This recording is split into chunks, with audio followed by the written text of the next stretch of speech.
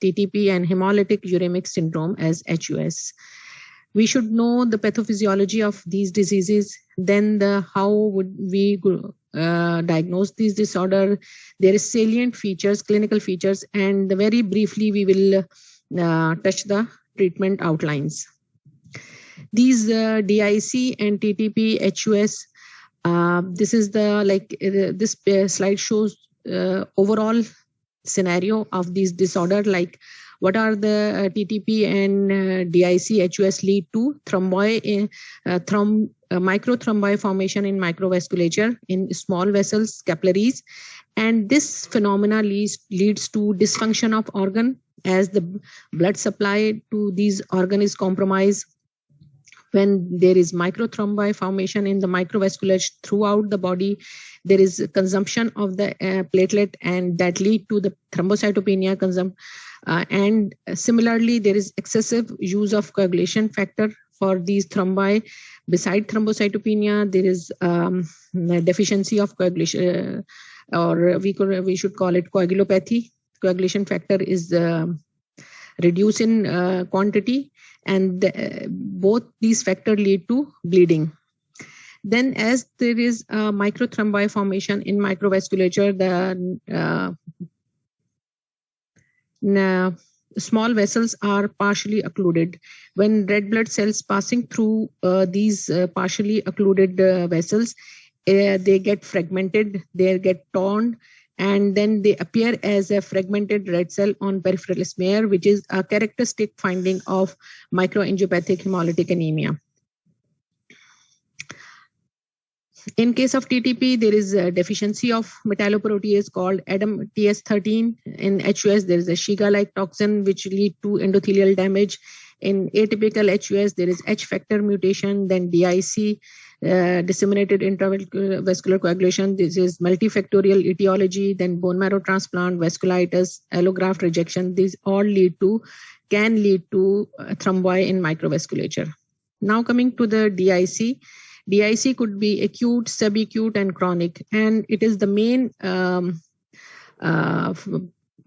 pathophysiology behind DIC is it is the thrombohemorrhagic condition characterized by excessive activation of coagulation and platelet lead to the formation of thrombi in microvasculature throughout the body.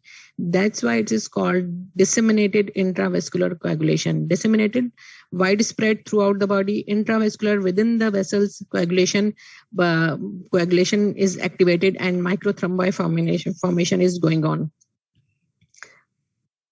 The main sign and symptoms of DIC is the tissue hypoxia, because the microthrombi are occluding the vessels and the blood supply to the tissue is compromised and lead to the infarction. And it is characterized by the triad of microthrombi, hemorrhage, because there is excessive coagulopathy, depletion of the coagulation factor and the platelet, and then there is activation of fibrinolytic system that further cause the sort of fuel to the fire, and it will lead to bleeding as well. This is the normal coagulation pathway, and I hope you must know these coagulation factor, because this is the physiology, and you must have gone through these thing in first year or second year. Just to refresh your memory, the coagulation factor, there is a intrinsic pathway and extrinsic pathway. Intrinsic pathway started from as a contact factor when these factor come in contact with the collagen and they are activated, and then they lead to the common pathway, which is the factor 8 activation. Similarly, extrinsic pathway where the factor 7 is activated through thromboplastin or tissue factor, and then again it also converge on a factor 10 and lead to the activated factor. In the presence of calcium and factor 5, the activated factor 10 that activate prothrombin and form thrombin, and then thrombin lead to the fibrin, convert fibrinogen to fibrin. And then fibrin monomer is joined together and form fibrin threads.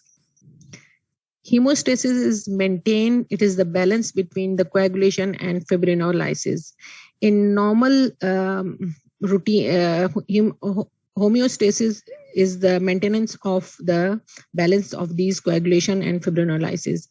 Normally, there is a wear and tear phenomena going on in our body, but that is going to be sealed off by activation of coagulation. But that coagulation is not uninhibited, not continue once it's started.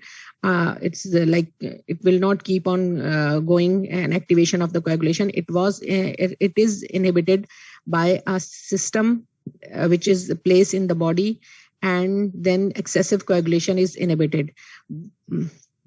So whenever this balance is out between coagulation and fibrinolysis, then there is either excessive coagulation and occlusion of the vessels, or there is excessive fibrinolysis, then there is a bleeding.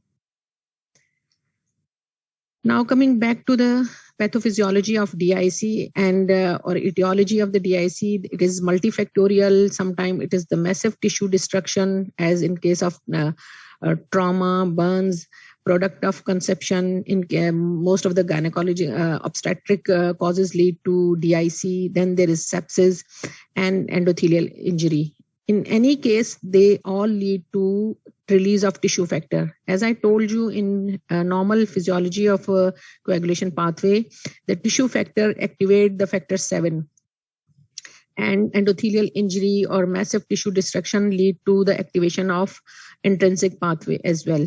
Both these pathways will cause widespread microvascular coagulation and microvascular thrombus formation, and it also endothelial injury causes lead to platelet aggregation.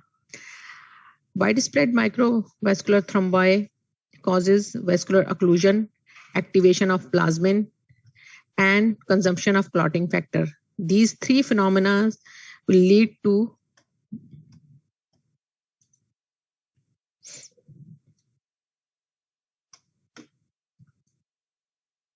bleeding. So DIC is the disorder in which there is excessive microvascular coagulation, and that will end up as a excessive bleeding from all tissues.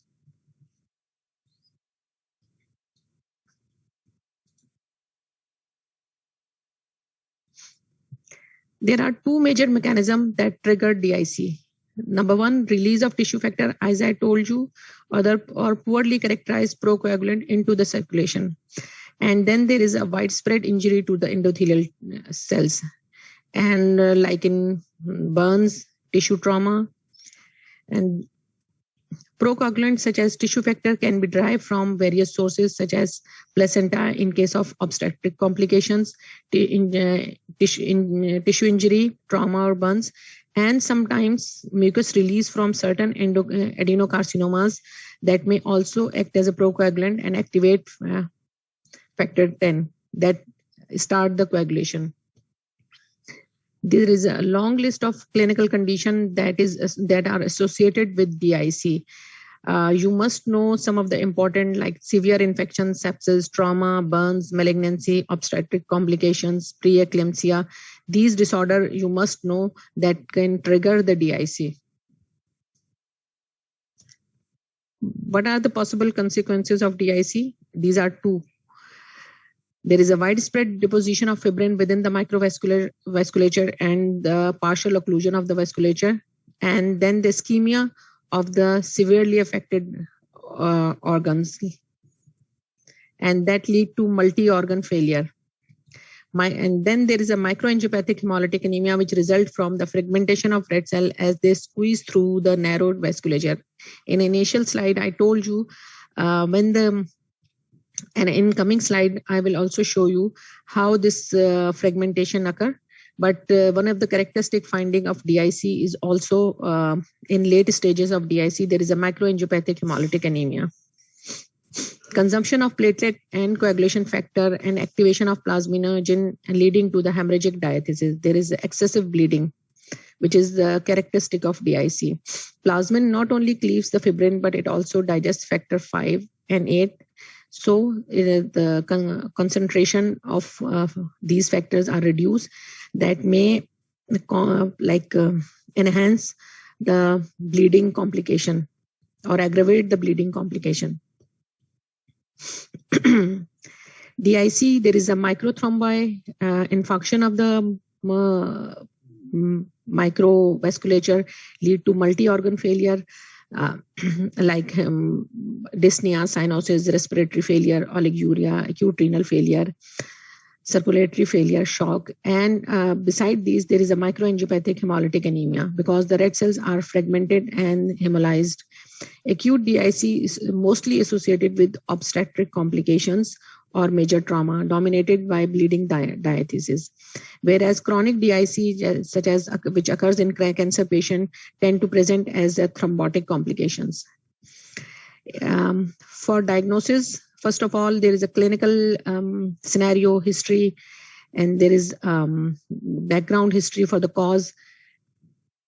Then there is laboratory studies like CBC, which is a baseline test, which shows the hemoglobin, platelet, and TLC. PT-APTT, which shows the, which screen out the coagulation profile. PT for extrinsic pathway, APTT for intrinsic pathway. Then there is a fibrinogen and D-dimer test, which lead to the conclusive diagnosis for DIC. In case of CBC, we see the platelet count in DIC. Usually platelet count is reduced. And we also see the peripheral smear for fragmented RBCs. PT-APTT, both are prolonged in case of DIC. Fibrinogen is low as there is a more and more microthrombi formation. So the fibrinogen is consumed and its level appear low. D-dimers are high. And it is confirmed the diagnosis of DIC. The only definite treatment is to remove the cause. If there is any obstetric complication, any trauma, burns, then the main reason is treatment is to remove the cause. And then there is a supportive treatment. If there is support of red cell, platelet, FFP, fresh frozen plasma, or any other control of infection, this all supportive will help to treat the patient. Now coming to the next two disorders of this lecture is the thrombotic thrombocytopenic purpura, which is TTP, and hemolytic uremic syndrome. Both these disorder comes under thrombotic microangiopathy. There is a microthrombi formation within the vasculature. The thrombotic microangiopathy includes a spectrum of clinical syndrome that include TTP and HUS. They are caused by insult that lead to excessive activation of platelet, which deposit as a thrombi in the small vasculature. Again, this leads to occlusion, is a partial occlusion or complete occlusion of the microvasculature. Then there is thrombocytopenia. Thrombotic microangiopathy, the main causes and its associations. In case of thrombotic thrombocytopenic purpura, the main association or cause is deficiency of ADAMTS. This is a metalloprotease enzyme that the deficiency of this enzyme lead to the TTP. It could be inherited congenital deficiency or it could be acquired due to autoantibodies. Hemolytic uremic syndrome is, again, there is a typical variety of HUS and atypical HUS. Typical HUS occurs, the main cause is E. coli infection with 0157H7 infection that may cause the endothelial damage by Shiga-like toxin, and that trigger the activation of platelet and lead to the microthrombi. Then there is atypical HUS, which is not like slight deviation of clinical picture as well as the cause, and it is the alternate complement pathway inhibitor deficiency. There is a classic pathway of complement and there is an alternative pathway of complement. If you remember your physiology, in case of atypical HUS, there is the alternative pathway complement inhibitor deficiency that lead to this HUS. And again, it has inherited variety or an acquired. Acquired is due to autoantibody against this H factor. There are, beside these associations, there are other causes. Some drugs may cause microangiopathy, cyclosporin, chemotherapeutic drugs, then radiation, bone marrow transplant, infection, HIV, pneumococcal sepsis. It may also lead to microangiopathy. Condition associated with autoimmunity like SLE, HIV, and lymphoid neoplasm also cause thrombotic microangiopathies. This is the typical picture showing the pathophysiology of TTP. And here you can see these are the small platelets. This is the internal cross-sectional or longitudinal view of with what happened. This is the picture showing what is happening within the vessel. And these are the ADMS13. These are the metalloproteases enzymes. And this is the what's going on in normal physiological condition. And these ADAMTS13, they cleave the von Willebrand factor. Von Willebrand factor is released from the endothelium, and it is in the form of large ultra multimer. And it is cleaved by, normally it is cleaved by ADAMTS13, and it is fragmented into small monomers. Okay, the small fragments, and they will not be in the they are not in activated form. But when they are in what happened in TTP, if they are there is a deficiency of ADAMTS13. As you can see, there is no ADAMTS13, or it is reduced in amount or completely deficient, severe deficiency. Then there is no metalloprotease to cleave these von Willebrand factor. These uncleaved von Willebrand factor multimers, they are highly procoagulant, and they aggregate the platelets, and due to these aggregation, these microthrombi are formed, as you can see. Here you can see these platelets are attached to these von Willebrand factor. And there is a microthrombi formation within the vessels. And you can appreciate in this picture that this endothelium, inside of the vessels, you can appreciate in this picture, this is endothelium, that this is the normal lumen of the vessel. And this is due to this thrombus, this is partially occluded. When the red cell passes through this partially occluded vessel, and due to the shear or mechanical trauma, these cells are fragmented.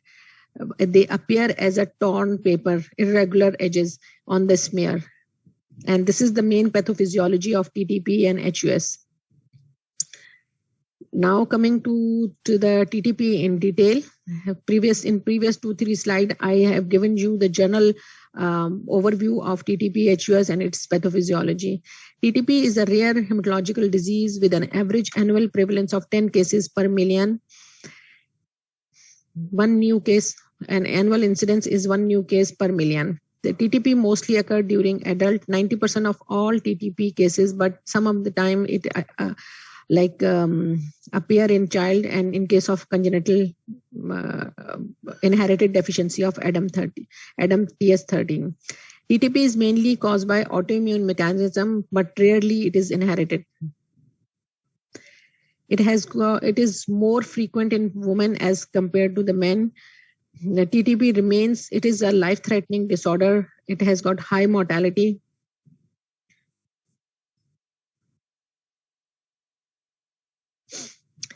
Here I try to show the TTP HUS. These are overlapping disorders. The main pathophysiology is same. There is a microangiopathy and thrombotic microangiopathy, but there is 1 or 2 clinical feature or laboratory features are different.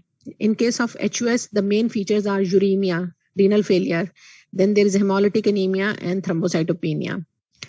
But in case of TTP, the main feature is fever, neurological symptoms, but there is hemolytic anemia and thrombocytopenia. And there is some deranged renal functions are slightly deranged, but it is not the predominant feature.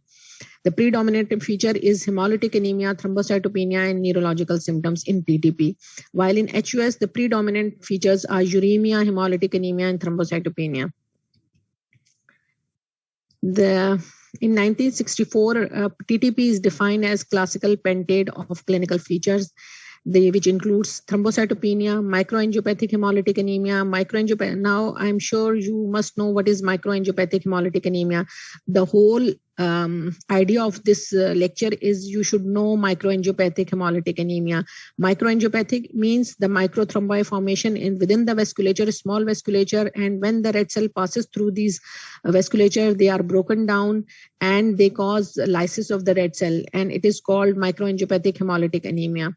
So there is a classical pentade of TTP is thrombocytopenia, microangiopathic hemolytic anemia, neurological symptoms as the microvasculature of the CNS is blocked, so that lead to the neurological symptoms. There is some deranged renal function, but it is not a predominant feature of TTP. Renal function derangement is not predominant feature of TTP.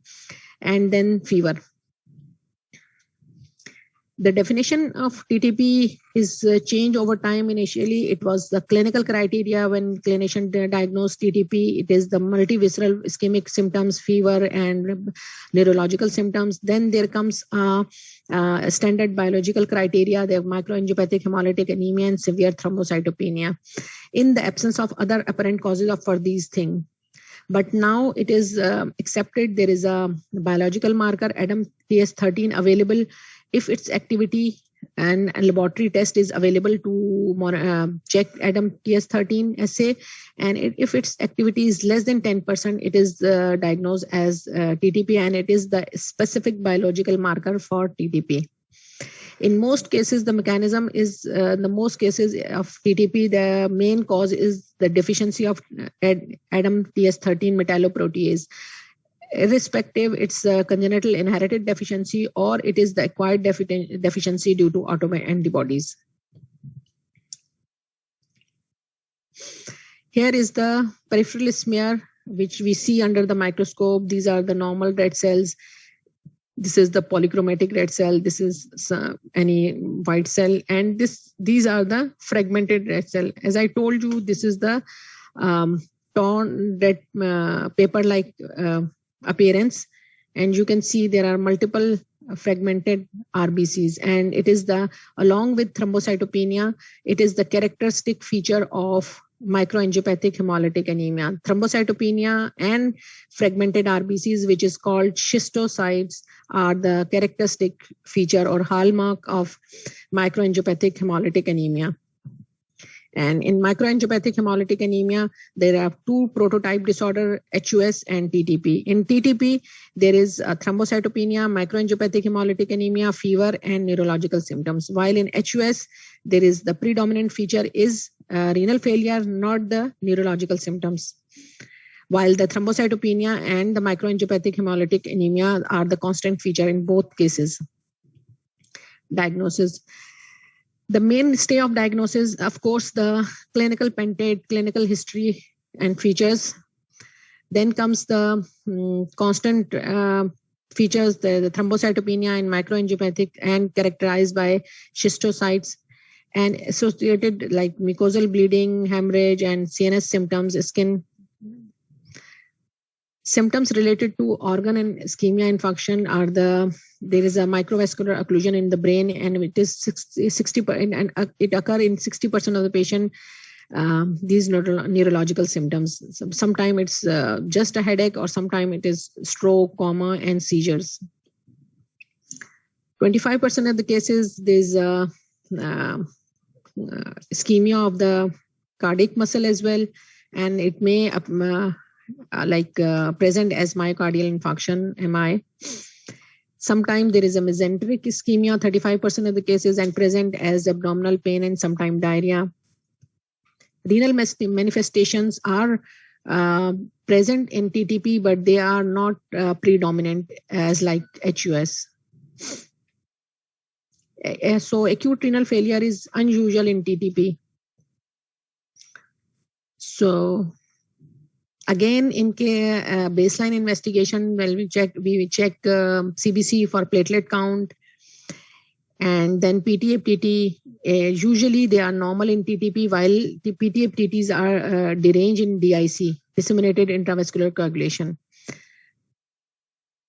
So mainstay of like laboratory findings based on CBC, PTFTT, and peripheral smear. When we find in fragmented RBCs, normal PTFTT, and low platelet count, along with the history of fever, neurological symptoms, and some bleeding, bruises, and petechiae, we come to the conclusion of that it is a TTP. And then comes the confirmation of diagnosis is through ADAM TS13 assay. It is a TTP is a medical emergency. So after looking at the peripheral smear, one should straight go for plasmapheresis. Plasmapheresis is the mainstay of treatment. These are the few features which differentiate TTP and HUS. In clinical features, there is a pentate, thrombocytopenia, microangiopathic hemolytic anemia, MAHA, mild renal involvement, fever, and CNS involvement. In case of HUS, thrombocytopenia, microangiopathic hemolytic anemia, and renal involvement, but not predominantly CNS involvement. HUS typically occurs in children while it is the disease of adults. And here is the mechanism is there is either is a Shiga-like toxin or complement factor disorder, but here in TTP there is a ADAM TS13 abnormalities.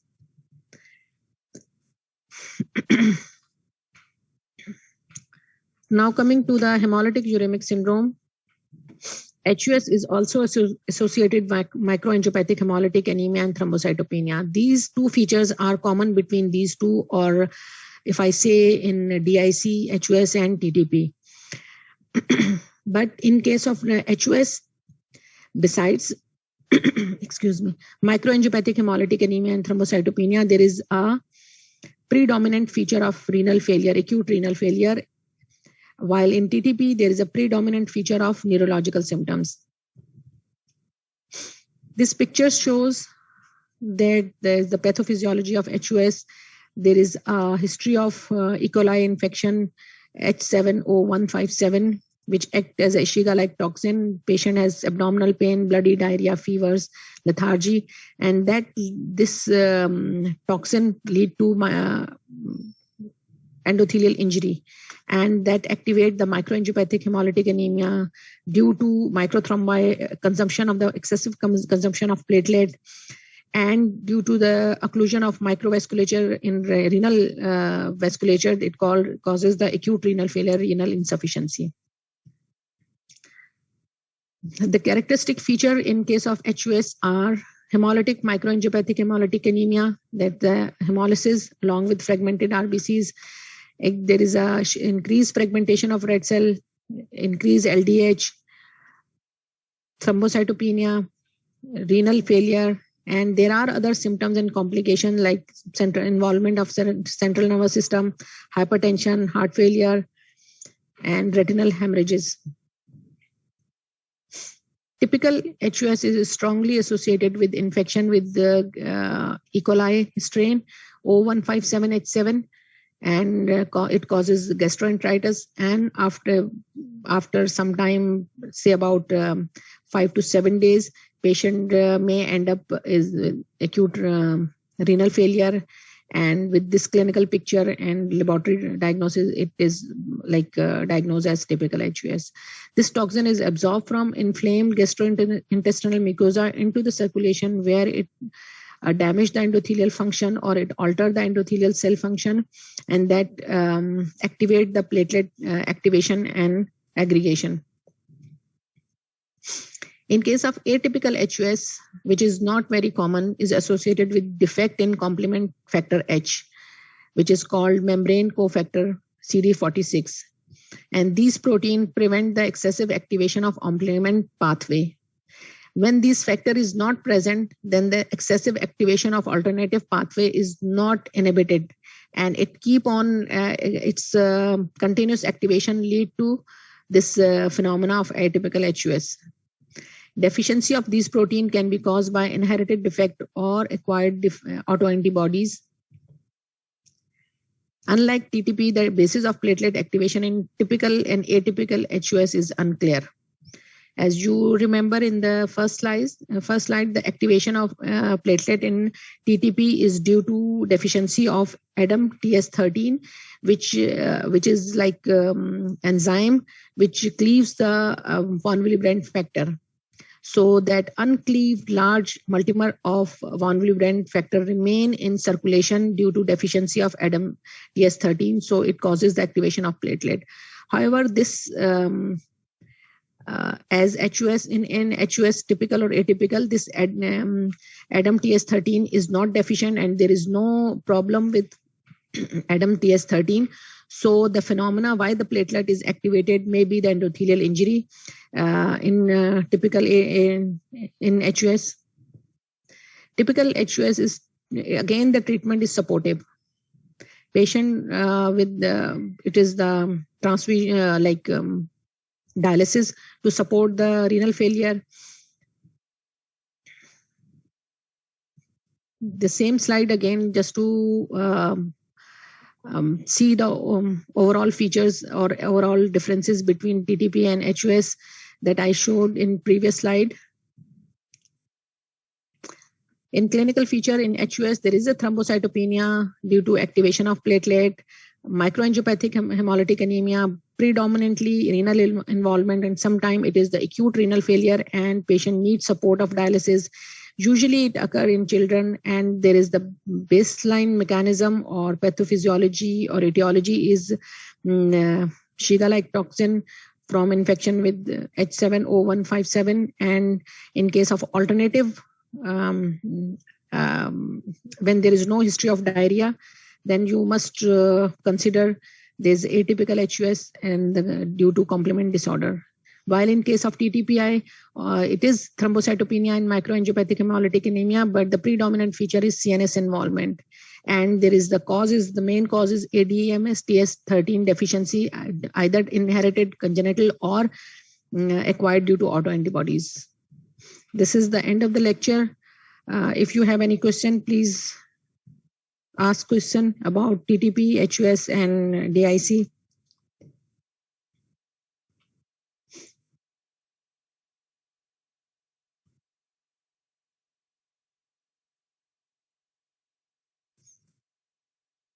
Any questions?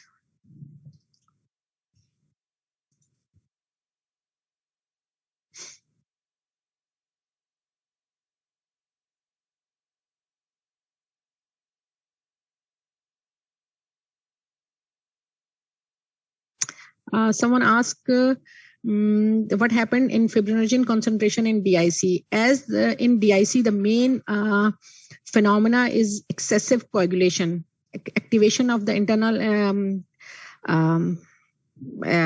external pathway and internal pathway, and there is excessive coagulation. So when they converge onto the common pathway, factor 10, they activate factor 10, then factor 10 activate fibrinogen and convert it to fibrin. So something is excessively used. What do you expect? It is reduced. So fibrinogen concentration is reduced, and it is one of the characteristic finding in case of DIC. There is a low fibrinogen level in blood.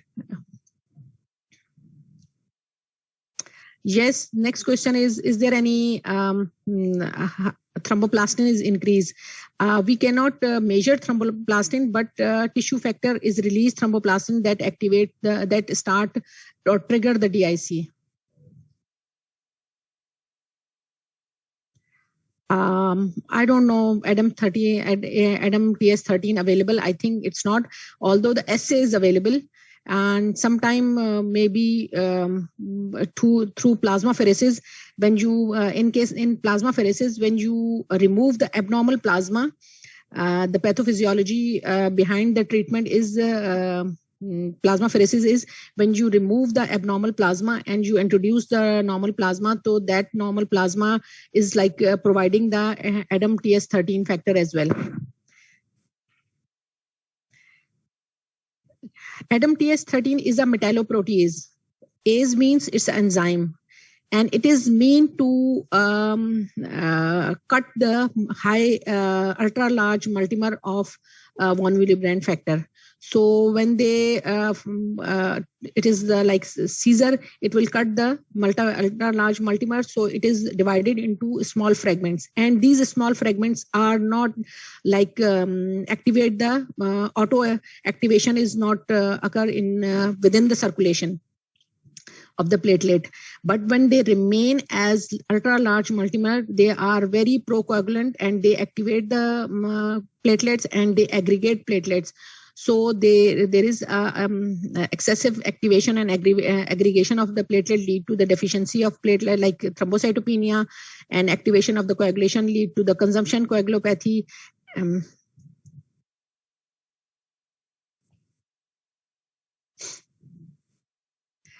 The product of conception lead to DIC that it will release the tissue factor, the tissue thromboplastin into the vessel. And the placenta is very highly rich in tissue thromboplastin. And it is same with the endothelial injury. How the autoantibodies produced in acquired TTP. This is the autoimmune mechanism that lead to produce autoantibody, some viral infection, any autoimmune mechanism that can produce autoantibody, and that our antibodies are against ADAMTS13 and lead to the deficiency of ADAMTS13. Any other questions?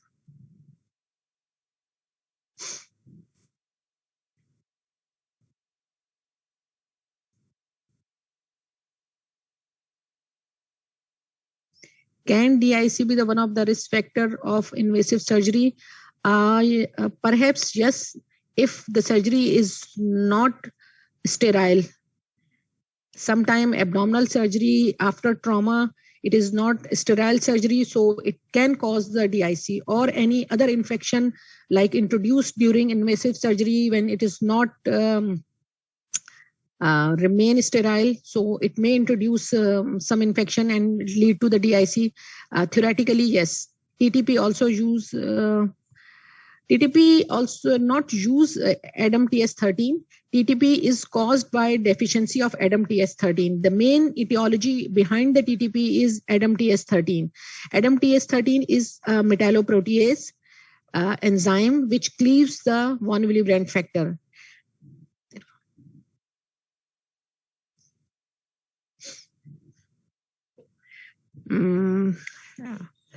No.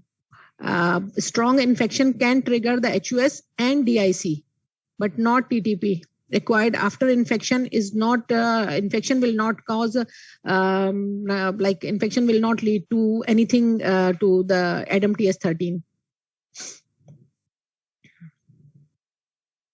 It is the autoimmune mechanism. Any other question?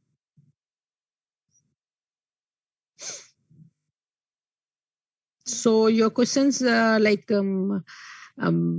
give me impression that you understood the lecture. Thank you very much. Have a nice day.